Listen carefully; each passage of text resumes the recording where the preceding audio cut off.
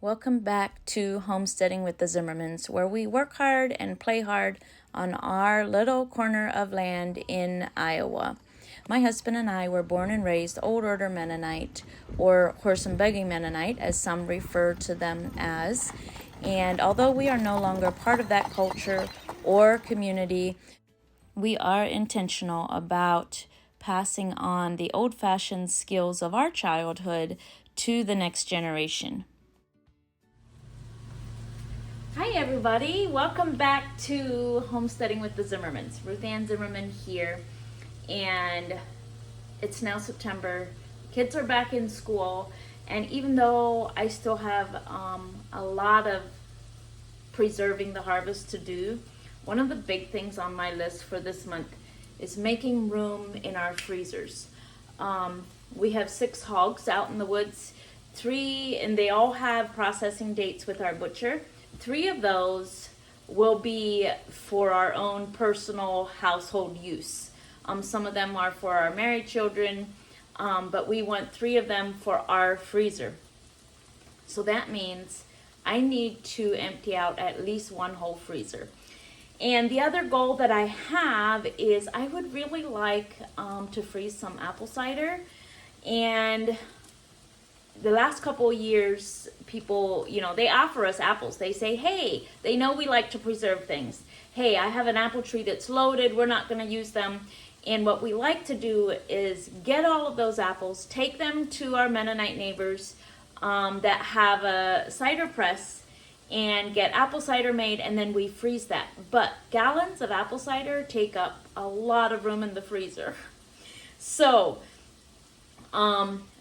at the very least, I need to make room for 3 hogs to go into our freezer. And it'll be a bonus if I can get enough room for at least a dozen gallons of apple cider. Now, first on my list is I've got 24 pounds of ground beef in my electric roaster, and we're gonna turn this into beef barbecue. Some people call it barbecue beef. Some people call it made rights.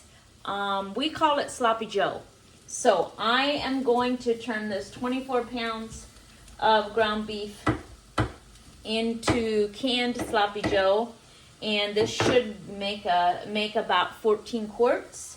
And I have a recipe I'm following from a Mennonite cookbook, and I will share that recipe with a link in the description. And we're just gonna let this brown while I go about and do my other work. One of the things that we're going to do is I'm going to, once this is a little bit more defrosted and starting to brown, I'm gonna add some onions and maybe a bit of garlic. But for now, we're gonna cover it and let it cook.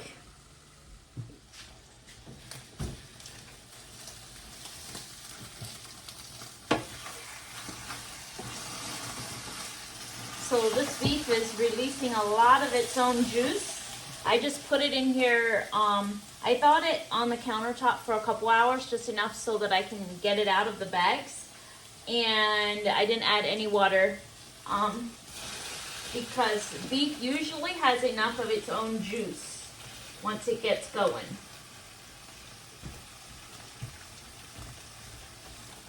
So I'm just gonna start breaking this down. This is the best little tool. If you don't have one, you need to get one. I'll link one.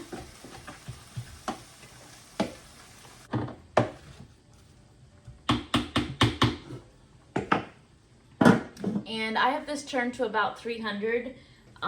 Once it's all thawed, I'll probably turn it down. I'll add my onion and some of my seasonings and turn it down a little lower. But because I want to get it all thawed, I have it turned up pretty high, but I'm also right here to watch it.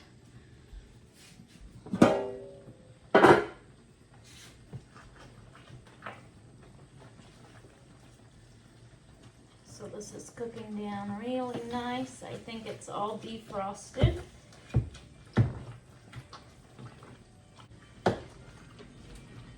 I'm just gonna keep working on it to break up all the chunks of meat and keep them fine.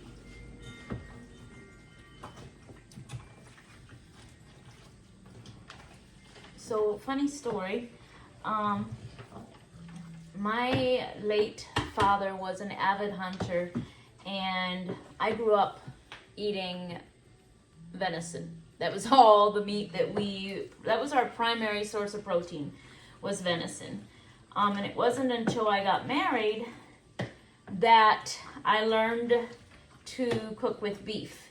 And now, yes, my husband is a hunter as well, but when we have venison, we either turn it into snack sticks, like venison snack sticks, or we mix our ground beef in with our ground venison in with the beef and use it that way, because my husband's family, they grew up never eating just straight venison. They always mixed it with their pork and their beef. So that is what we do when we get ground venison. We just mix it in with our beef now. So you could add some ground venison to this, or, you know, even some ground turkey if you needed to.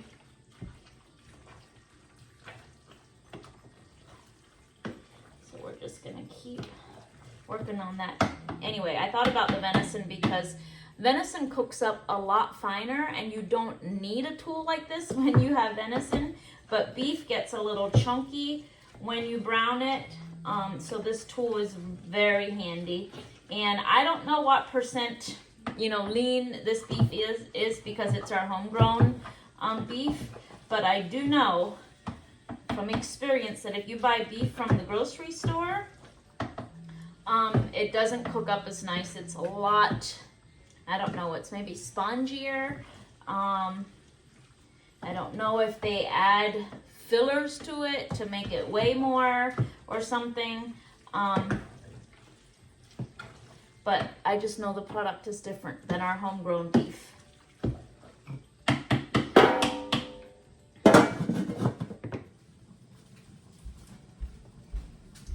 So it's time for me to add the onions.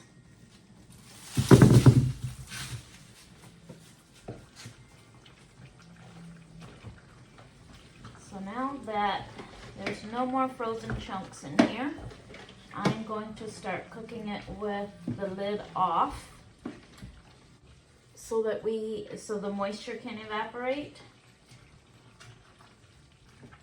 And I'm still just gonna keep looking for big chunks of meat, and I'm gonna cut them up. And in the meantime, I am going to chop up these onions. So although it was a good onion year, we are not going to end up with very many onions for a couple reasons. So one of them is it was a very wet year. So although we grew a lot of onions, somehow they're not storing real well for me, and I think I need to double check the variety. But also one of the issues is after we harvested them and we laid them all in our garage, and then we had very hot, humid weather, and here you can see here a lot of them are kind of rotten on the inside. And here's what happened.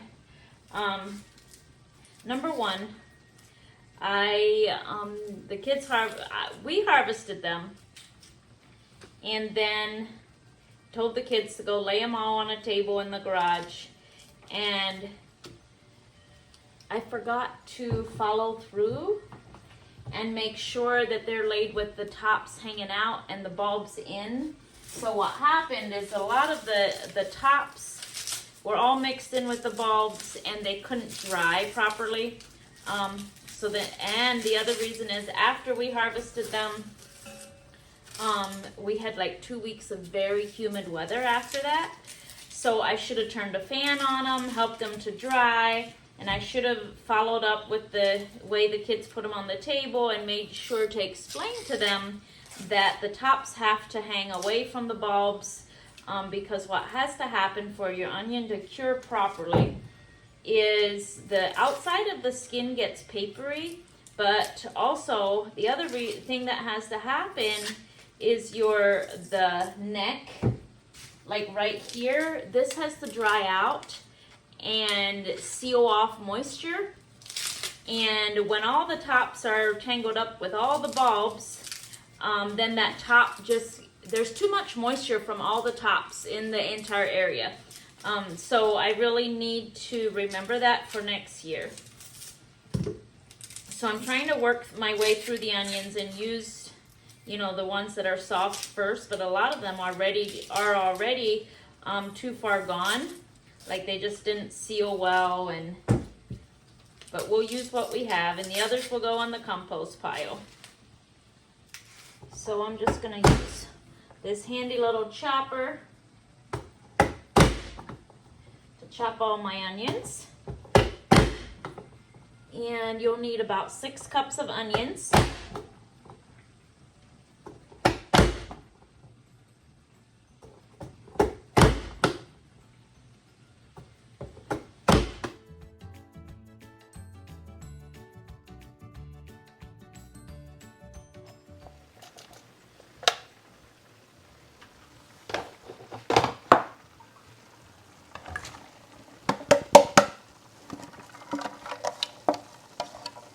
It's about to smell really good in here.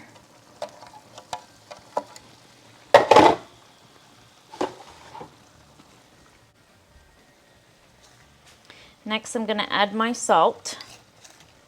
Need 4 teaspoons of salt. And we're going to add our black pepper. Now we're just going to mix that in.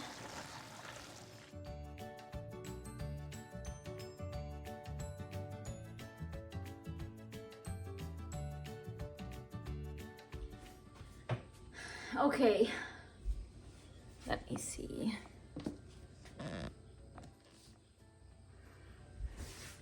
Okay, I had to run a couple errands, but that's okay. I turned my roaster down to low while I was gone, and it finished cooking the onions, and all of the meat is broke up and fine. So we are ready to add the rest of our ingredients. We need 3 quarts of ketchup, and these are my last 2 quarts of homemade ketchup. So let's hope my tomato crop reaches so that I can make some homemade ketchup. Now we don't eat a lot of homemade ketchup. My family really prefers store-bought ketchup, but I can ketchup about every 2 years. So this is from, it doesn't say, but I think it was from 22, because I use it in recipes whenever I make meatloaf, or when I can my baked beans, things that call for a lot of ketchup. Anytime I'm cooking, I use homemade ketchup. When the family uses it on burgers or eggs or hot dogs, they want the store-bought ketchup, but they never care if I put it into cooking. So we're gonna add all of our ketchup.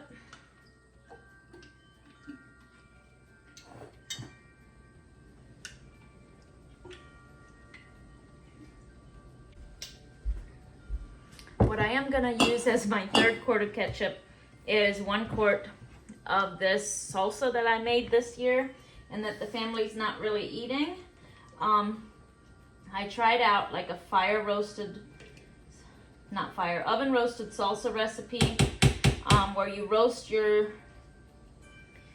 all your veggies and then you throw them in the blender, and the flavor is great. My family's just not thrilled over the texture because it's all blended. They like a chunky salsa. So I have this in the refrigerator, and I'm looking for ways to use it, and this is one of the ways I can incorporate it. Okay, the next thing I need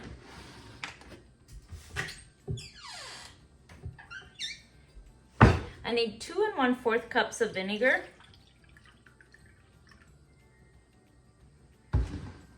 So this is a 2-cup measuring cup. And what I'm going to do is I'm gonna pour this vinegar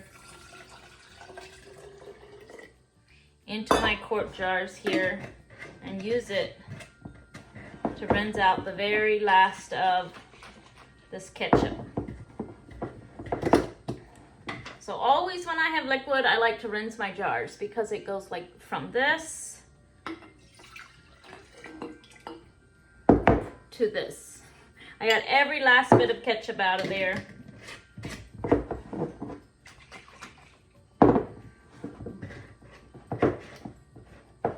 That lid doesn't want to go on there as well. Now, I saw the mother of the vinegar slide into this, so I'm just going to strain that out.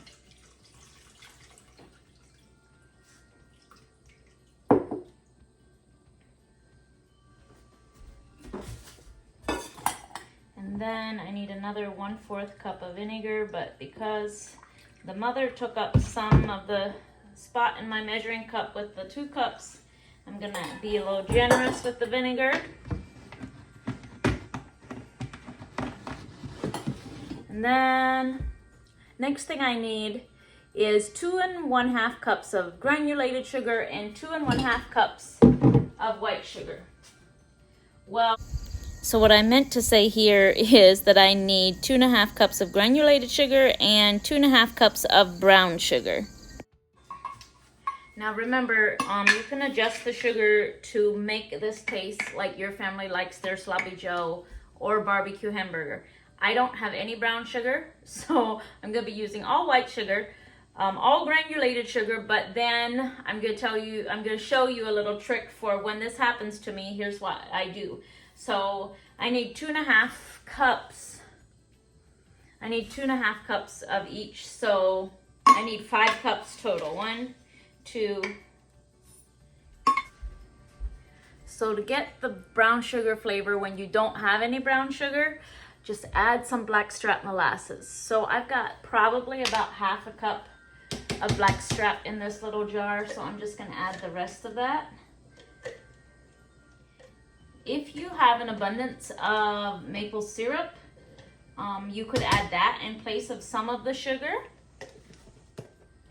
So the very last ingredient, and did I tell you how, because I'm using this recipe, I've adjusted it a little bit to make it my own.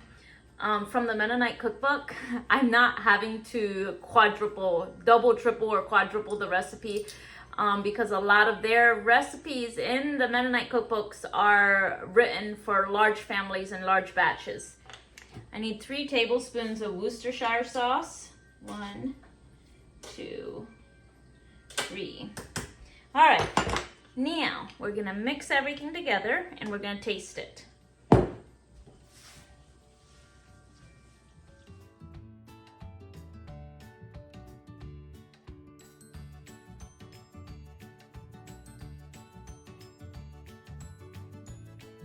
Okay, here's the verdict. It's very sweet. I wish I had started out with less sugar and added more instead of putting in the full amount. It could be that my homemade ketchup was a little sweeter than store-bought ketchup, which may have been what the original recipe needed. It's not salty enough, which I suspected that because 4 teaspoons of salt sure did not seem like a lot for 24 pounds of meat. So I'm going to add double the salt. So I'm going to add 4 more teaspoons of salt. So that's 8 teaspoons of salt. And the recipe that you will get in the description will be it'll have the adjustments on. So you don't have to worry about trying to figure it out. So my family's not gonna complain about it being too sweet. I just wish I hadn't added all the sugar because I'm always looking to cut back on sugar. So I wish I would have only put half the sugar in and then tasted it to see what it tastes like and then added more if I needed to. The other thing that I know my family loves in their sloppy joe is mustard. So I'm going to add mustard.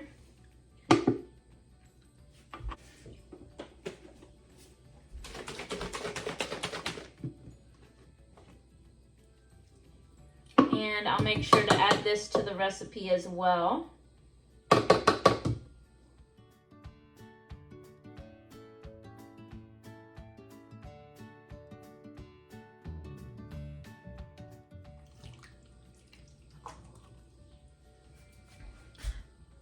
Okay, so now that we've got the taste where we want it, I'm just gonna let it turn on low. And I gotta clean up my mess so that we can bring quart jars up from the basement and wash those up. And that's one thing that I do miss my dishwasher for. We go through dishwashers here like every 2 years because we use them so hard they wear out. So about 2 years ago, when another dishwasher broke, like it wasn't fixable, like the electronic board or went out and wasn't fixable, I said, Delvin, you know what? Let's just leave it. Let's just have the little boys take over dishwashing duties, you know, whenever they can, and have everybody in the family brush up their dishwashing skills. And then we'll revisit the dishwasher situation when the boys are old enough and they start, you know, being away from home a little more. So we don't have a dishwasher. I mean, you'll see one in my kitchen, but it stores all my lids. But at a time like this, I do miss my dishwasher, because whenever I knew I was going to can something, I would just fill the dishwasher with jars and let the dishwasher wash the jars while I prepared the contents. But it's okay. It's a minor inconvenience that I can easily work around. All ones with lids. See that? With words on? One here. These is kind of not even. See? Yeah. Pressure. Yeah, that's Those two are already washed. Yeah, hurry up, Harrison. Smells good. I'm gonna can some sloppy joe. Yum! And then we're gonna have some? Yeah, we'll have some for supper. Okay, I'll send Kendrick most out. of my good cards are here's most of the ones that Badly wants to take for. What were you sending out for? To help Vanessa with the laundry.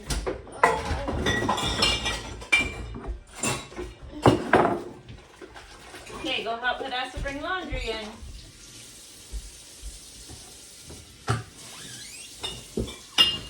Yum! Yum, yum, yum!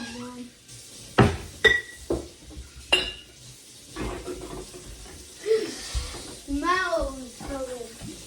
You know what I need from you? I need you to get get lids and rings.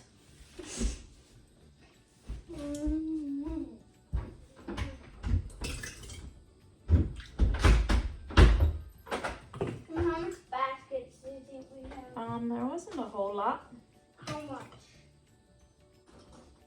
How much watermelon? Just bring me some of each. How much watermelon? I don't know yet. I'm just gonna check.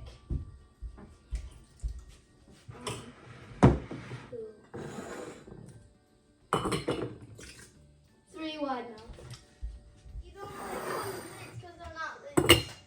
They're like flat pieces. Well, everybody calls them lids.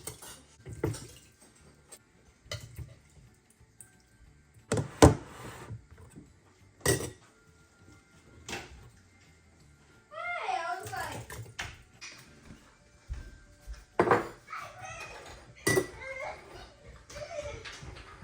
Are you done? Careful, don't push down the doors. Yeah. I'm helping mom. So, here's what I think you should do.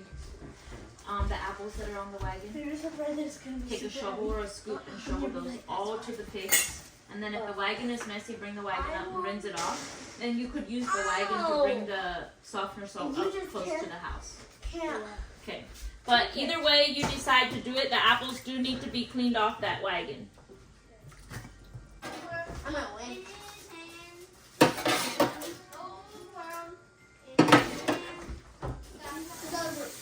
All right, Harrison. The other day, how much Get lids on these. piano lessons actually help? Like, I'm not musical, just to say. You will be. No, I'm not. You are. I am not gonna do what Stacy did. If I do, it's gonna be like an electric guitar or drums or something like that. okay, but piano is like the best thing to start on. Yep. I know, but the drums would be cool to start on too. You want us both keep doing it, then you can play duo. Harrison, look. Well, Harrison, I need 4 more regular mouth. I don't think they allow it. Mom, Devin has the electric guitar. It's a sign. 2 more regular rings. Harrison. Okay, now you may put all of these away. La, la, la, la, la.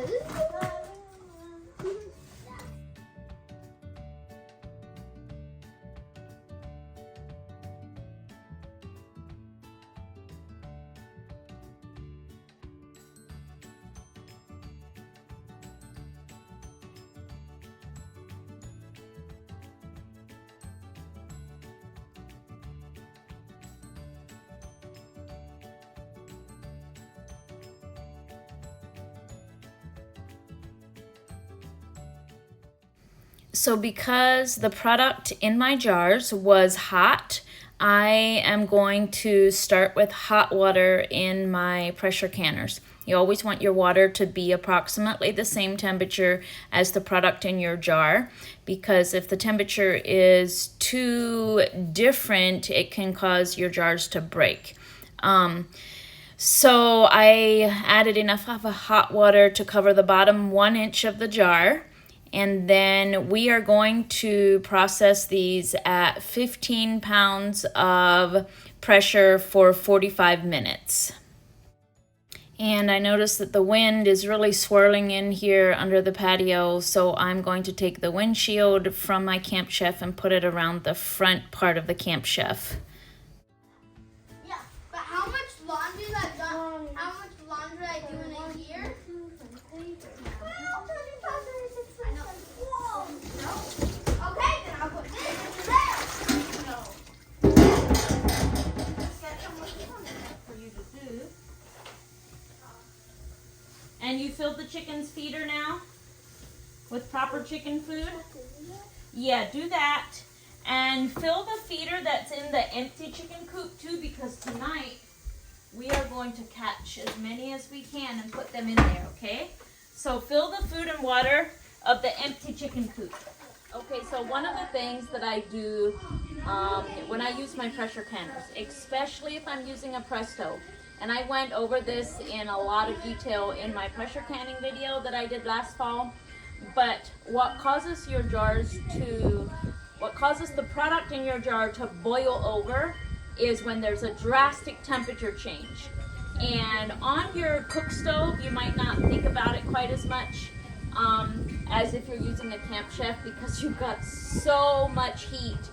You can bring it to boiling really fast, and then you can, turn it off and it'll drop.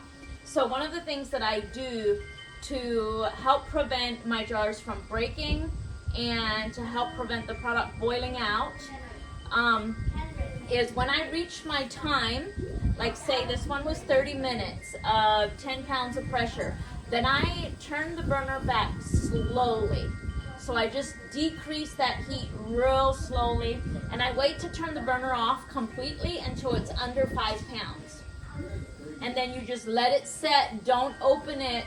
I know that's really hard to do if you have multiple batches that you want to, pressure can.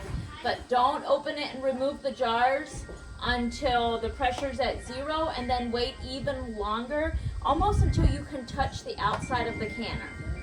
Because it's that drastic temperature change that causes 2 things: your jars to break and your product to boil out.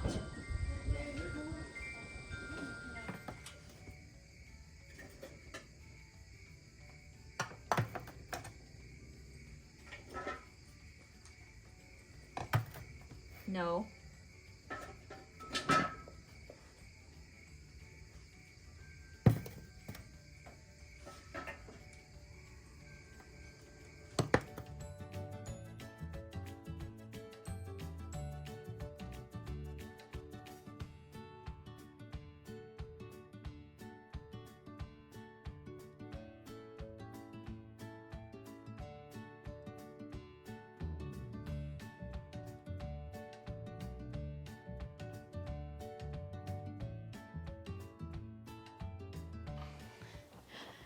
Well, friends, that brings us to the very end of this week's video.